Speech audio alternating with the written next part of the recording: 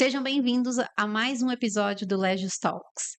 E hoje nós temos mais um profissional, um stakeholder muito conhecido no mercado da saúde e que vem trazer aqui conhecimento e experiência desse mercado que só vem a crescer no nosso país. Estamos aqui com o Renato Porto, que já passou pela diretoria da Anvisa e hoje é presidente executivo da Interpharma. Renato, mais uma vez, muito obrigada por estar aqui conosco. É um prazer, Thalita, sempre à disposição.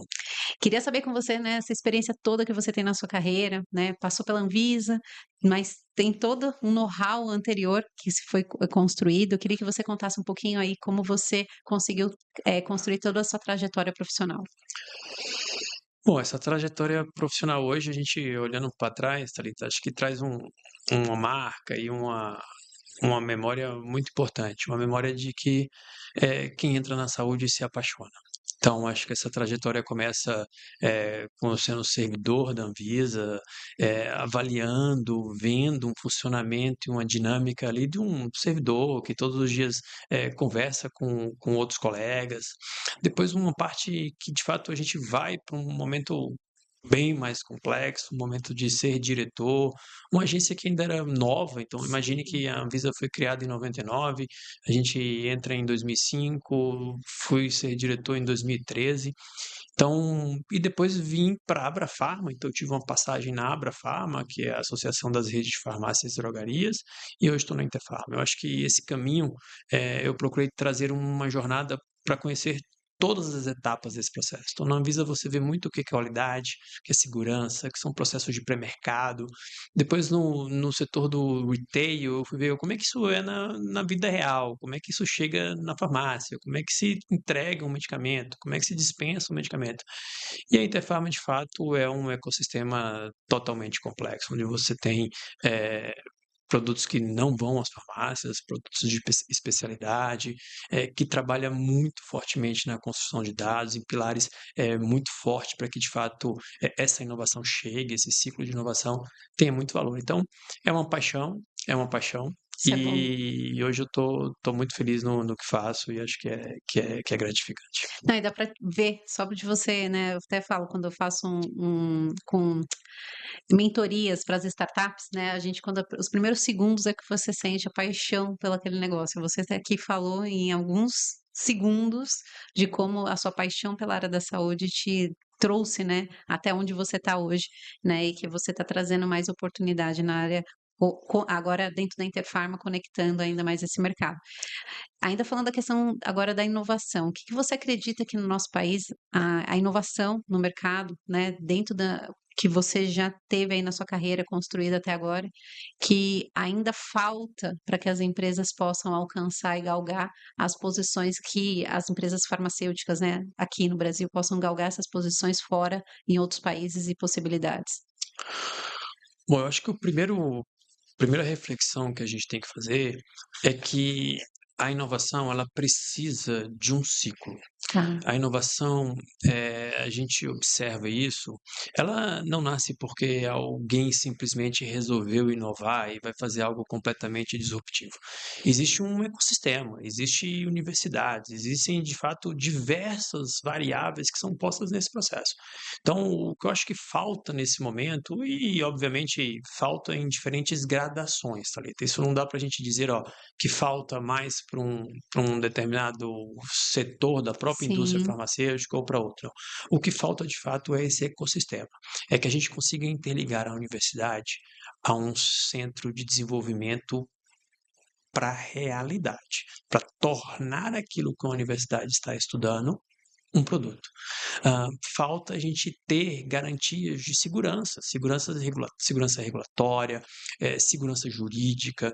O Brasil discute ainda alguns aspectos, por exemplo, de propriedade intelectual, que o mundo não discute mais. Sim, sim. Então, a Anvisa ela é um exemplo. Então, nós estamos dentro de 10 países da América Latina, Brasil, Anvisa, é o benchmark para regulação. Então, ela está dando esse exemplo. Agora, existem muitos outros fatores que ainda precisam ser avançados? Sim, o tempo hoje de regulação é um tempo muito grande. É preciso que a Anvisa olhe para essa conexão da regulação sanitária com outras etapas desse processo, até o medicamento chegar para a população, isso é um processo longo. Então, em resumo, o que falta de fato na minha avaliação é uma construção muito clara e uma valorização desse ciclo da inovação, e que Ótimo. esse ecossistema consiga compreender o quão importante é valorizar esse ciclo, valorizar esse desenvolvimento. E aí as novidades, as inovações vão aparecer. E como você vê, então, o papel da Anvisa dentro desse sistema? Porque a gente sabe, como você colocou, é uma agência nova, né? É uma agência que está amadurecendo com todas as mudanças, mas é uma agência que está bem estruturada quando a gente olha em comparação a outras, aqui na América Latina e até em outros continentes. Sim. A minha avaliação é que a Anvisa, primeiro, precisa observar modelos mais modernos, Tá. de produção, de produtividade. Ou seja, eu diria que hoje a Anvisa precisa, se aproximar mais do mundo corporativo mesmo, ou seja, utilizar a inteligência artificial, não avaliar processos que de fato carregam um pouco risco, refletir novamente, Thalita, o que foi feito talvez há uma década atrás. É óbvio que tudo na vida são ciclos. Então, talvez Sim, aquele ciclo de amadurecimento que aconteceu há 10 anos atrás, há 15 anos atrás, precise ser refeito, para que a gente consiga atualizar guidelines, statements, ou seja, a gente precisa modernizar o ambiente de trabalho da própria Anvisa. E aí, obviamente, tem um aspecto que é extremamente importante, que são as pessoas. Então, as pessoas, de fato, observam esse processo do lado de fora e precisam da resposta institucional. Aqui é o técnico, o colaborador da Anvisa trabalhando para uma outra pessoa que está sim, esperando o resultado do trabalho dele. Então, talvez essa conexão e essa ligação hoje precise ser reforçada. Então, eu dizia, né, obviamente não estou mais lá, mas eu dizia, talvez a grande importância do trabalho quando você está numa agência reguladora é você olhar para aquilo e dizer, bom, isso vai impactar a vida da minha mãe, isso vai impactar a vida dos filhos, de todas as pessoas. E por outro lado, isso vai impactar a vida de um ecossistema corporativo, isso vai impactar a vida das empresas.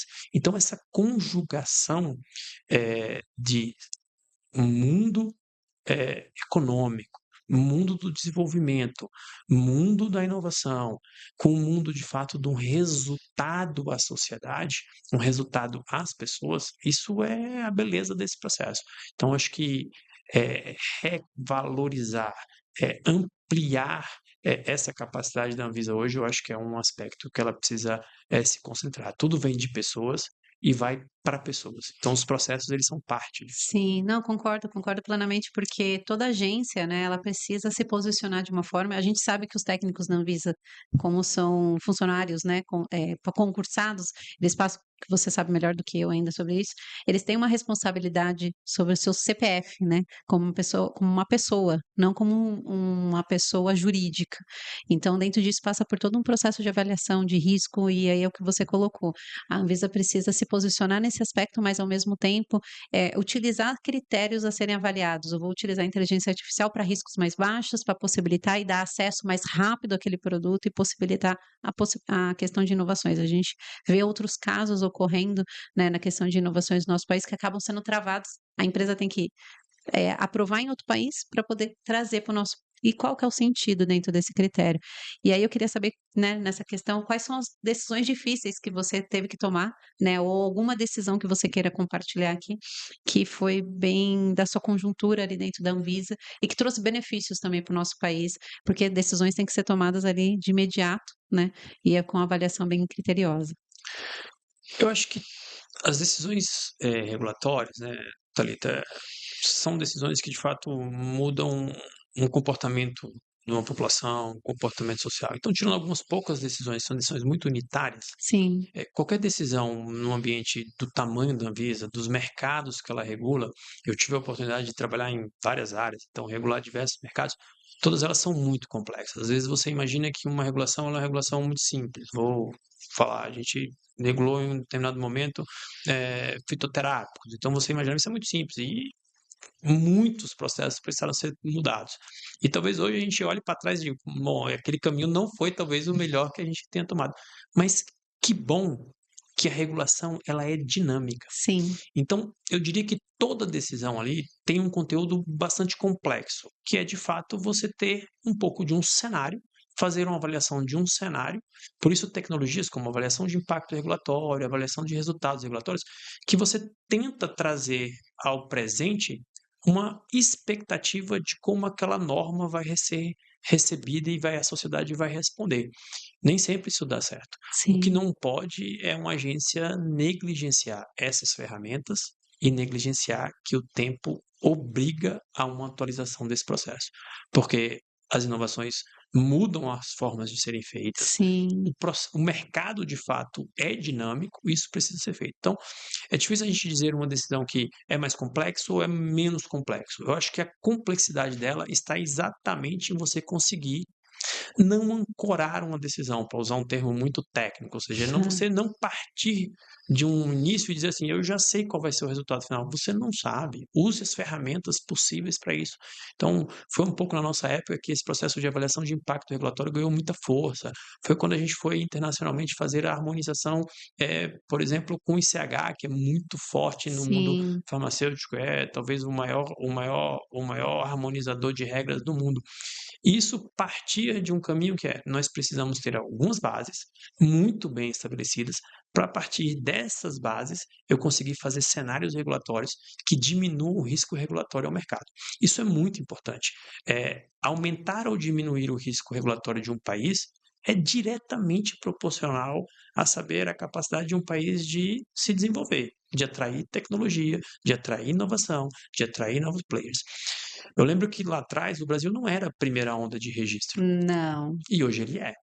Ah, podemos estar com prazos muito altos? Estamos.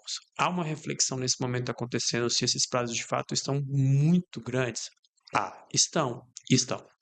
Nós estamos demorando muito a entregar um medicamento para a população, e esse é o nosso core.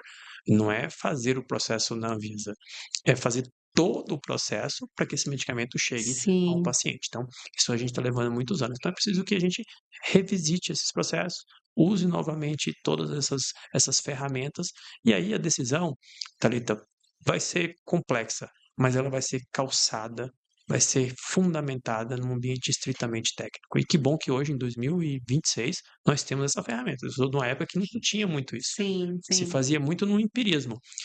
Não, hoje a gente tem ferramentas, isso pode ser utilizado e deve ser utilizado. E o sandbox que está sendo criado dentro de algumas estruturas regulatórias, né, quando a gente fala, pegando o seu gancho da questão da regulação, né, como uma ferramenta de possibilitar as estratégias. Eu também enxergo isso. Eu enxergo a regulação como as entrelinhas do negócio, né? Eu até gosto na nossa língua portuguesa porque a gente tem as conjunções e, ou e as vírgulas todas para que a gente possa utilizar de possibilidades de negócio, né, de viabilidades que as empresas possam sair ali e verificar, tá, eu vou fazer isso, aquilo outro. E dentro disso, o que que você enxerga que o sandbox, né, pode trazer de possibilidades, né, dentro dessa criação de regulações distintas e essas atualizações? A gente também tem uma atualizações constantes, se a gente for comparar com a FDA, por exemplo, essa é uma agência muito mais estruturada, vou falar no sentido de regulação, que não muda, mas também a gente está falando de um país também que não estabelece certas regras e possibilita a entrada de muitas coisas para certos produtos, mas eu queria escutar do seu ponto de vista. É, eu acho que a gente precisa observar com profundidade modelos regulatórios. Assim, o que que eu Hum, quero dizer com isso? Sendo muito, muito direto. A comparação, às vezes, ela não é tão perfeita. Então, você isso. fez uma frase aí que carrega uma diferença bem importante no processo regulatório, que é, de fato, você assumir alguns riscos como país, como sociedade. Então, nos Estados Unidos, o FDA assume muito mais riscos ao mercado do que o Brasil, que é um modelo muito mais próximo de um modelo europeu, do modelo mais pré-mercado, um modelo muito Sim, mais cauteloso para a entrega e para a disponibilidade de um produto. Ah, essas ferramentas modernas, elas não são tão modernas. O sandbox regulatório, se fala com esse nome agora, tem um pouco de apio, mas isso é, na verdade, uma experimentação, sim, é uma dinâmica normal. O que eu acho que a gente tem que tomar cuidado também é para não carregar ao sandbox a opção como se ele todos os processos regulatórios precisassem passar por um sandbox. Eu acho que ali está última etapa de um processo onde a gente não consegue, Tá, apesar de todas as ferramentas, construir uma solução regulatória.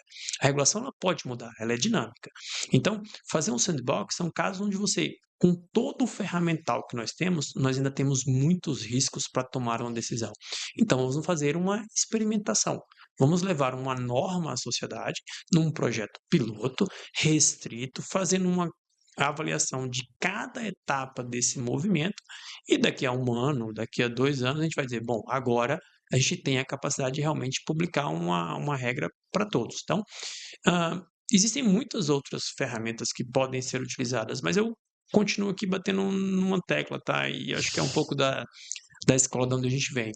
Eu acho que a gente usar bem usado uma avaliação de impacto regulatório, uma avaliação de resultado regulatório, as agências vão ter ferramentas para acompanhar esse dinamismo do mercado e vão responder. O que eu às vezes vejo é essa não dinamicidade acontecendo. Então a gente passa muito tempo sem observar uma norma. Aí a gente vai olhar uma norma e a gente olha sobre uma base técnica que não é atual, base técnica mais velha. Então, isso causa algumas disfuncionalidades no processo regulatório. E aqui também um detalhe que a gente não falou. O processo regulatório, ele é uma garantia, na minha visão, Thalita, inegociável. sim. Assim, é preciso passar por ali. É ali que vai dizer que, a partir desse momento, nessas condições, o seu produto pode ir ao mercado, ele salva vidas, ele é eficaz, ele é seguro, ele tem qualidade, ele vai concorrer de maneira igual com todos os outros players que estão no mercado. Então, ela é uma base inegociável por qualquer ferramenta que a gente colocar nesse processo. Então, é muito importante que esses instrumentais todos sejam utilizados e sejam utilizados recorrentemente. Para que as empresas como as empresas podem criar valor dentro dessa questão dessas ferramentas? Porque são a gente tem você sabe muito bem disso, as áreas, técnicas dentro das empresas, elas se reestruturam constantemente. Hoje a gente tem uma um pessoal muito jovem atuando nessas áreas, né, e acaba que perde-se o valor desse conhecimento antecedente, dessa constituição da regulamentação, de como que ela pode trazer oportunidade ali dentro do negócio da empresa. Então eu queria entender do seu lado, como é que as empresas podem se posicionar dentro do setor, né, utilizando esses ferramentais que hoje estão disponíveis na questão regulatória? Eu acho que do local onde estou hoje, Sim, Thalita, dá para claramente ver um grande benefício que nós temos. Eh, as associadas da Indefarma, ou empresas multinacionais, elas operam em diversos países, centenas de países. Então, a capacidade que elas têm de demonstrar como essa regulação foi feita em todos esses países, talvez antecedente a gente, e demonstrar, inclusive, quais foram os bons resultados, os resultados que precisaram ser transformados, já é um benchmark muito grande. E essa talvez seja a única vantagem de você não ser o primeiro. Então, assim, é preciso, inclusive, que o Brasil use isso. Então, como a gente diz muito aqui no Brasil, né? Não vamos inventar a roda. Não não, vamos fazer de novo algo que já foi feito, já foi testado, retestado, e a gente sabe que dali é a garantia que nós precisamos. Harmonizar regras, deixar muito claro os guidelines que o mundo inteiro usa, modernizar esse processo de avaliação, ou seja, a gente fala muito no ambiente muito técnico, como é que você faz coworkings, como é que você faz reliance, como é que você confia e cria essa base de confiança entre autoridades, e não só entre autoridades e regulados, isso porque isso mesmo. também é importante, ou seja, é preciso que a gente tenha isso medido, ou seja, não faz sentido a gente ter todos os regulados dentro de uma mesma margem de segurança. Que bom que fosse, mas isso não é, então a Sim. gente precisa qualificar esse processo dessa maneira, em avaliação. E como você vê que ao longo dessa, né, dessa trajetória que você teve dentro da Anvisa e ao mesmo tempo, né, a gente teve a questão do caso do Covid, que parece que foi há muito tempo, mas não foi, né, Sim. que trouxe de aprendizado aí para as empresas, para o seu crescimento de para exportar para outros países, mas também como ele conseguiu constituir mais o seu polo fabril local no Brasil, uma vez que a gente agora tem vários entrantes, né, que estão aí nessa briga mercadológica no nosso país. Eu acho que esse processo do Covid, da pandemia, trouxe muito claro para a gente uma uma definição e um estabelecimento de que a cooperação é a melhor forma da gente alcançar um bom resultado para a saúde. Não há saída nesse processo a não ser assim.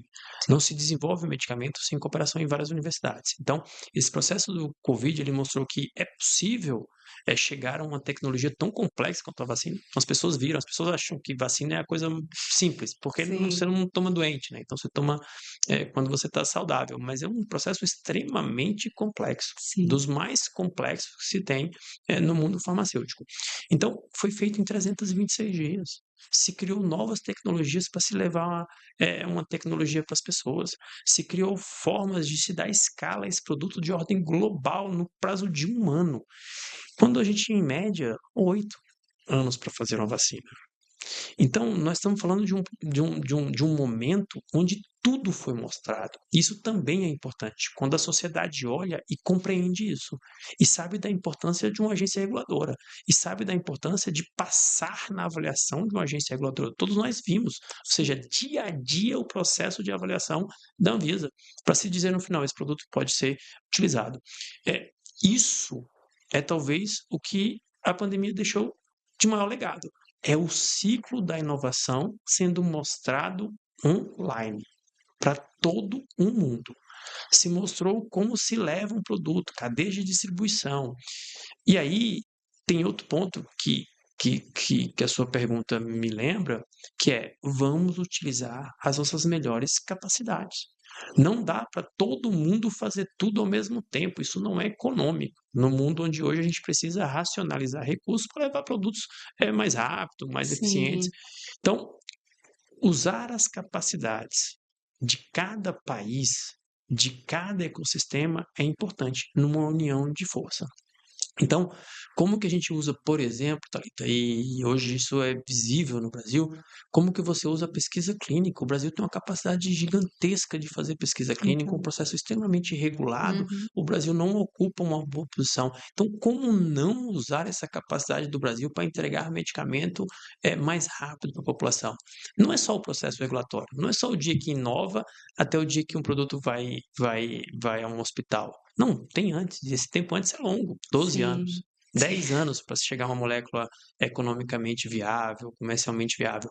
Então, esse tempo também é colocado nesse processo. Então, vamos fazer pesquisa clínica e vamos ajudar um país que tem uma dimensão continental, bons hospitais, indústrias farmacêuticas estabelecidas, boas universidades, modelos regulatórios robustos, ou seja, isso pode ser talvez a maior contribuição que o Brasil dá para um sistema de inovação farmacêutica. Vamos usar. Agora, a gente precisa fazer tudo? Não vamos. Nós talvez não consigamos. E também não tem problema, porque isso a pandemia mostrou.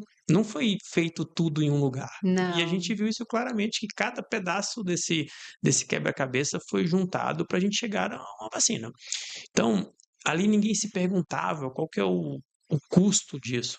E aí é um conceito que também é importante nesse processo. O que a gente está falando? A gente está falando de custo-efetividade ou de custo-utilidade? Quando o mundo parou, não havia preço. não. E tudo foi colocado à luz do dia. Todo mundo vendo como foi feito para se chegar ao medicamento. Então, eu acho que isso traz um ganho de transparência, de conhecimento que favorece muito, muito para que as pessoas, os empresários, uma startup, quem está querendo inovar, quem está querendo fazer pesquisa, quem está querendo bater na porta da Anvisa e perguntar, bom, como é que eu regulo esse meu produto? Porque eu não sei, não está na norma, não está em lugar nenhum. Então, acho que isso mostrou como que é esse caminho. Isso já é um passo muito grande para digamos assim, para um ambiente Brasil que ainda é muito novo. Né? Estou falando de agências que têm dezenas de anos. A Anvisa vai fazer 27 anos. Então, eu entendo nesse ponto e como você vê que Fez 27. você até falou 2 vezes, né, aqui na nossa conversa da questão das universidades, o papel das universidades.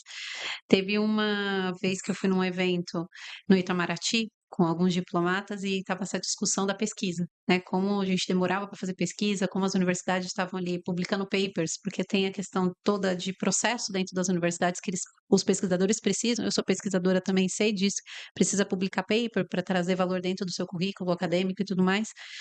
Mas do outro lado, como que é um ponto que eu depois desse evento ficou na minha cabeça e eu compartilho o tempo todo, que é transformar paper em nota fiscal. Que é isso que vai trazer valor para a população. Então, como você enxerga que as universidades estão preparadas para fazer esse processo com as empresas? Porque as universidades desenvolvem, né, as oportunidades. A gente viu agora um caso recente no nosso país que está sendo divulgado de um produto que está trazendo possibilidade, né, para os pacientes de voltarem a andar, e do outro lado tem a questão do investimento da indústria, que ela precisa fazer. E aí tem a questão da patente, como você falou. A gente está discutindo patente sendo uma coisa que, né, outros países não estão nem mais discutindo. Como é que você vê o conjunto?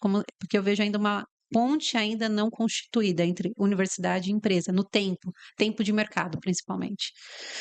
É, eu acho que tem níveis de maturidade diferentes entre países, isso é realidade. Ah, sem dúvida nenhuma, o Brasil ainda não está no nível de maturidade adequado, vamos dizer assim, para a capacidade que ele tem. Então, essa é um pouco da minha avaliação. E o que que faz, ou o que que a gente pode mudar para fazer essa maturação, esse amadurecimento? Eu acho que um passo dado muito grande, depois de muitos anos, mais de 10 anos, é a lei de pesquisa clínica. Então, Sim, tudo começa com a pesquisa. Bom, depois disso, como é que as universidades, de fato, vão compreender que o objetivo final é mudar a vida das pessoas? O objetivo final é trazer um novo device que um dia pode, de fato, salvar vidas. Então, assim, a inovação, ela, o paper, o processo anterior, obviamente, ele é importante. Ele é um processo de, mais uma vez, de um amadurecimento. Mas ele não é o resultado para o mundo, com certeza. para o mercado, com o resultado final. Sim, Como que a gente faz isso? Dar escala a isso. Eu tive a oportunidade nessas minhas andanças aí pelo mundo de ver, por exemplo, como é que é esse sistema nos Estados Unidos, ou seja, quantos anjos aparecem e eles vão dando escala para isso e vão subindo de etapa até de fato chegar num produto que é um produto comercialmente viável. A inovação, mais uma vez, ela nasce pela indústria farmacêutica, mas não é da indústria isso farmacêutica. mesmo.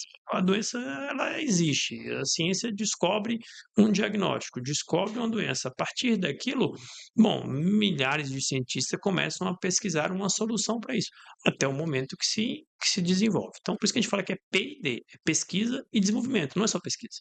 É P&D. Ninguém fala só de pesquisa. Quem fala Sim, só de pesquisa é a universidade. Bom, mas depois disso precisa de desenvolvimento. E a pesquisa já tem que olhar, direcionar para um desenvolvimento. Então, existem ainda alguns aspectos que o Brasil precisa avançar e, sem dúvida nenhuma, você toca em um, ou seja, esse grau de amadurecimento das universidades no Brasil, olhando para um resultado finalístico que é, por exemplo, voltar a andar, ou que é, curar um câncer, o que é resolver um problema absolutamente crônico. Então, o Brasil tem exemplos? Tem. Tem boas patentes? Tem. Tem laboratórios nacionais que fizeram isso? Tem. Existe alguma diferença entre ser nacional e ser multinacional? Para isso, não existe. também acho que não. Porque todo mundo quer ter uma solução. E essa solução, ela vai ao mercado. E ela vai ao mercado. Se ela for boa, ela vai ao mercado e vai se chegar a resultados importantes para o paciente. Então, eu não vejo nenhuma diferença. O que eu vejo diferença são em ecossistemas. Ecossistemas diferentes, velocidades, capacidade científica. Então, a gente tem uma capacidade científica no Brasil? Tem. Mas em volume? Essa é outra pergunta que a gente precisa responder. Porque você ter um Unifesp, você ter centros absolutamente no mesmo padrão de centros globais, nós temos. Mas em volume, capaz de fazer frente a essa corrida global de fazer uma pesquisa e um desenvolvimento.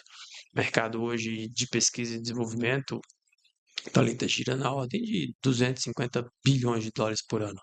Então, assim, é realmente uma corrida. E os países estão olhando para isso, uma geopolítica onde a inovação ela é a que tem valor, não é só fabricar um medicamento. Fabricar um Não, medicamento é importante, mas a inovação traz muito valor para essa geopolítica. Então, você vê aí China aparecendo com um número muito grande de pesquisas, eh, defendendo todos os pilares desse ciclo da inovação em qualquer lugar que você vai globalmente. Então, defendendo radicalmente todas as ferramentas de propriedade intelectual, defendendo fortemente todo o processo de controle de qualidade. Então, dá para ver que isso é o valor, e é isso que a gente tem que fazer aqui também. não, você falou agora, a questão, a China, ela investe 80% do seu PIB em cima de pesquisa e desenvolvimento, né, em diferentes áreas, para que traga esse valor para a questão do mercado, de possibilidade. A gente também tem um outro país que não tem produção local, mas que depende muito, que é Dubai, né? Tem dinheiro, não quer significar que dinheiro é acesso, né, Sim. mas é possibilidade de crescimento. E lá eles já estão também desenvolvendo e investindo cada vez mais para que as pessoas vão para os profissionais vão para outros países, aderem a às tecnologias para poder trazer. O que eu até escutei, eu estava em Dubai, no começo de fevereiro, e o que eles estão colocando, divulgando, que quer se tornar um hub de inovação daqui 20 anos. 20 anos parece muito longe, mas está aí, né? Tá aí. E aí o que a gente vai trazendo. E o que que você enxerga que a gente tem de políticas públicas que poderiam ser criadas para esse incentivo dentro dessa construção de ponte, né? Dessa da pesquisa e desenvolvimento. Eu diria que política pública mais importante para esse processo, Thalita, é de fato criar uma política pública de Estado focada na inovação. E não é focada talvez só numa produção, Tá, não é focada talvez só em fazer isso em território nacional. Isso é importante? Óbvio que é, ninguém nega, mas que tenha esses radicais de inovação. Porque o cientista sai do Brasil e vai para outro lugar, ou ele sim, vem para cá, como foi o seu exemplo que você deu, vai para Dubai. É, isso é o valor. É isso, é dali que 2 mil cientistas, uma hora, criam uma tecnologia absolutamente disruptiva.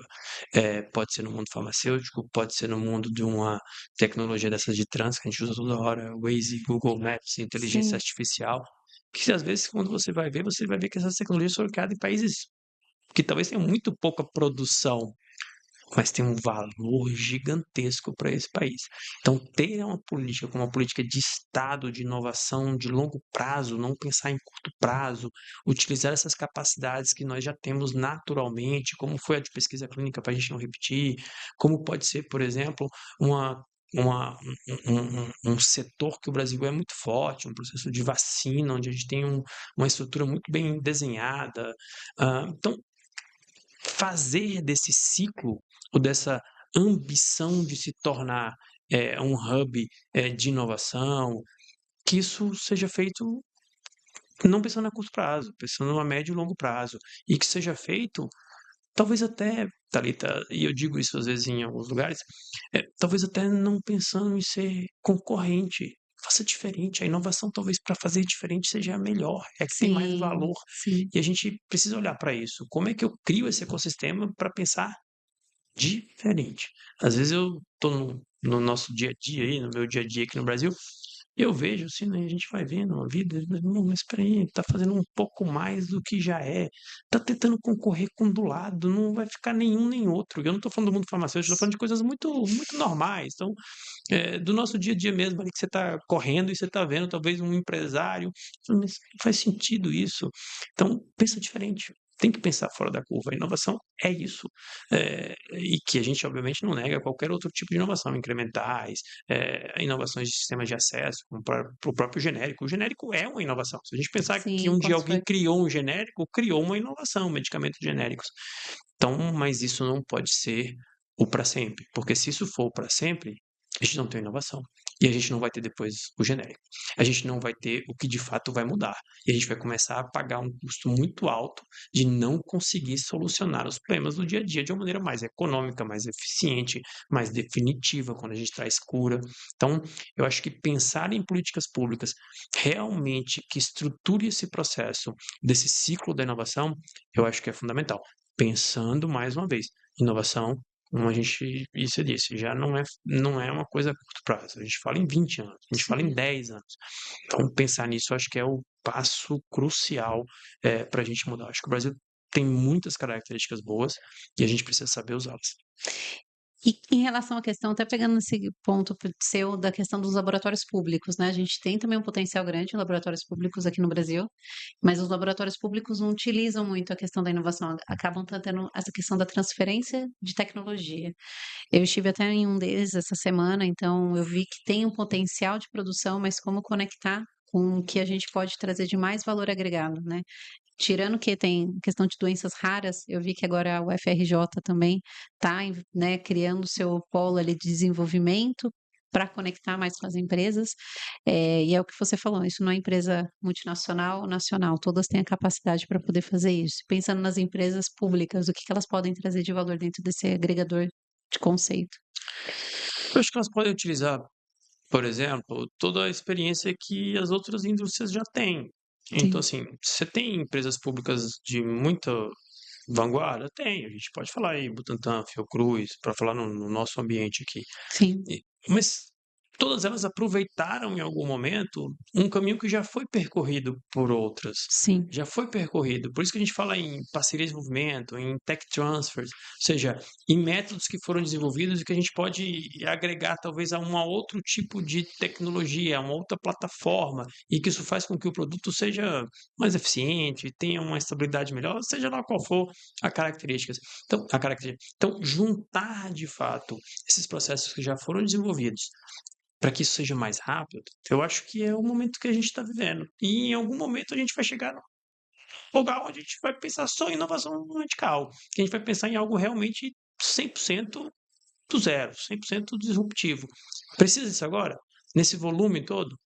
Precisa começar, mas ainda temos espaço para galgar muitos bons resultados em fazendo, por exemplo, transferências de tecnologia. Existem muitas tecnologias que estão à disposição. Qual que é o grau de integração das nossas universidades com o resto das outras universidades do mundo?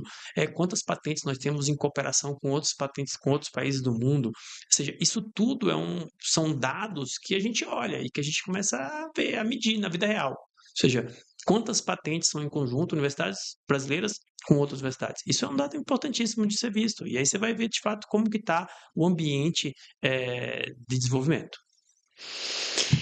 ótimo. E aí dentro dessa questão do desenvolvimento de mercado, né, eu queria que você me trouxesse quais são os projetos que você está tocando, que você vê, não, ou tocando, ou que você vê deslumbrando dentro do nosso país, que poderia trazer essas oportunidades mais de curto ou longo prazo para a questão do nosso país, para poder trazer produtos mesmo de agregadores de valor para a população.